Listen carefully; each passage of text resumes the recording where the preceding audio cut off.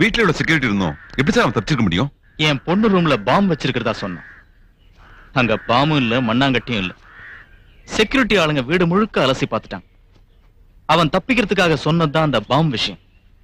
நான் ஒரு முட்டாள், அதை நம்பிட்டேன். மிஸ்டர் வர்மா சார், என் வீட்டுல இருக்கிற செக்யூரிட்டி ஆளுங்களை நம்ப முடியுமா? Sure sir. அவங்கள பத்தி எந்த ஒரு சந்தேகமும் உங்களுக்கு வேணாம். எனக்கு எல்லார் மேலயும் சந்தேகம் தான், உன் மேல கூட. சார், மிஸ்டர் வர்மா, அவங்க அம்மாவும் தங்கச்சியும் இறந்துட்டாங்கல்ல? ஆமா சார். இனி அவன் யாருக்காக உயிரோட இருக்கணும்? யாருக்காகவும் இல்ல சார். அப்போ அவன் உயிரோட இருக்க வேண்டாம். Yes sir. அர்ஜுன், நீ கொடுத்த செக்க கேஷா மாத்திட்டேன். இந்த பணத்தை பிடி. துப்பாக்கி ஒண்ணு வேணும் கேட்டு என்னாச்சு? வாங்கி தர ஒரு ஆளை ஏற்பாடு பண்ணிருக்கேன். லைசன்ஸ் இல்லாம கேட்கறதுனால பணம் அதிகமா செலவாகும். பரவாயில்ல.